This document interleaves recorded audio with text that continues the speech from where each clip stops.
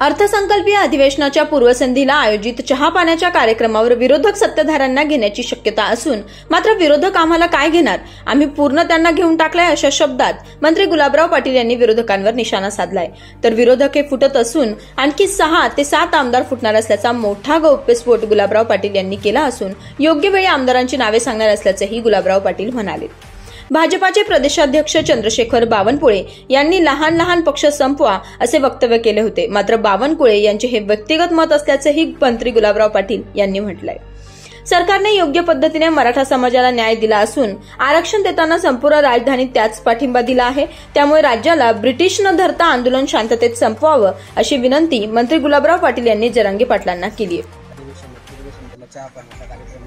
यावेळी विरोधक जे सरकारला घेणार आहेत वेगवेगळ्या मुद्द्यावर काय घेणार आहे, पूर्ण त्यांना घेरून टाकलंय, सगळे फुटताय ते अजून 6-7 आमदार फुटण्याच्या लाईनीत आहे, त्यामुळे ते काय घेणार आहे, तेच घेरले गेलेले। आता ते सांगितलं तर मग तुम्हाला कसं होईल, तुम्हाला नाव देऊ ना आम्ही। बावनकुळेंचं एक वक्तव्य आहे की लहान लहान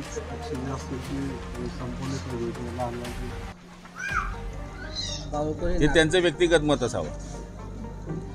बावनकुळेंनी वक्तव्य केले असं की बोललो ना, व्यक्तिगत मत असेल ते त्यांचं, छोटे छोटे पक्षातले कार्यकर्ते पदाधिकाऱ्यांना पण भाजपमध्ये घ्या आणि ते पक्ष संपवा ते त्यांचं व्यक्तिगत मत आहे।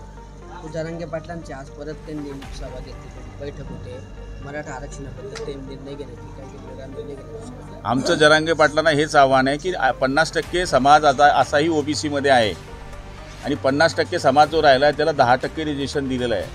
मला तरी असं वाटतं की सरकारने मराठा समाजाला योग्य पद्धतीने न्याय दिलेला आहे।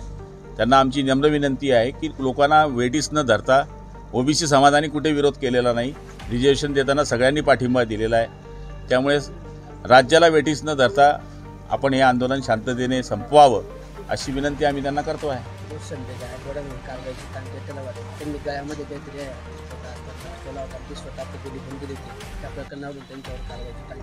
काय मी ऐकले काय वाघ नख, मला माहित नाही ते नख कुठले।